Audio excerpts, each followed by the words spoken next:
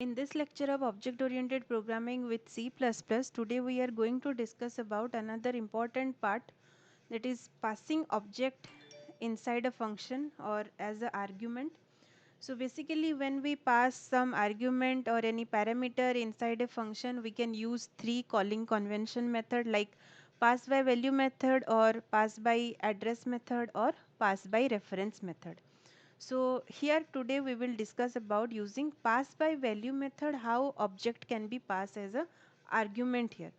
So basically one copy of the object is passed to the function and it is assigned to the object of the calling function. Inside the call function, when the function call happens, at that time one copy of the object is passed as a formal parameter. Inside the calling function definition, it is assigned to the object, and like call by value method, actual and formal argument are stored at different memory location. So for all the object, either it may be formal argument or actual argument, for both the address location are different, memory location are different. So any changes made at formal object will not reflect to the actual object. So let's discuss one example. So using one example, we will see how this object as a function argument it takes place. So let's write hash include iostream class. Iostream class is included. Then using namespace std, let's declare a class product. So class product we have taken. So for class product, let's say three private data members x, y, z we have declared here, and public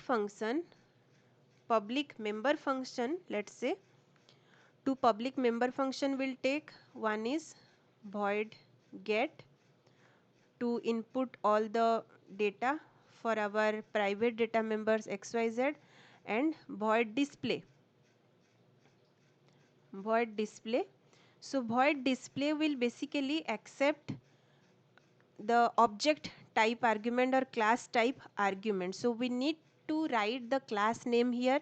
So our class name is product, so we will write product here because it will accept our object type argument.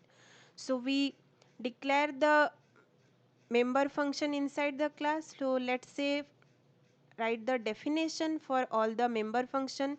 So to define the member function outside the class, we will use the syntax like void product scope resolution operator, then function name. So function name is get here. So using get function, first we will input all the variables, cout, enter values for x, y, z. Now for user input, cin x, y, z. User will give the input value for x, y and z. Now close the function. Now define the second member function, that is display function. So for display function, the return type is void, class name is product, then scope resolution operator, then function name is display. And the type means for this type of this function, we will write product, which is the type of the argument it will receive. And let's say for this type product, we will create the variable object, let's say o1. And for this function definition, cout o1 dot x, o1 dot y, o1 dot z. So we just need to display the output. whatever we will receive through the function argument. So close the function and let's define the main function. For main function definition, we will create object for the class product. So product, let's say P is the object we have created, and we will call the get function P dot get function. So as soon as we declare the object, the memory allocation for x, y and z will be done, and P dot get function, it will call the function definition. So user will enter the value for x, y, z. Let's say 1 2 3 are entered, and for this object P, x, y, z value are entered through user for through keyboard. And let's say P dot display function we will call. So display function will take object as the argument. So we will pass the object P as the function argument here, close the main function. So one copy of the object P will be passed through the display function. So we are taking pass by value method. So one copy of the object P will be passed through the display function, and the display function will receive this copy of the object P here. Okay, so all the value of x, y, z also copied to the object O1 here.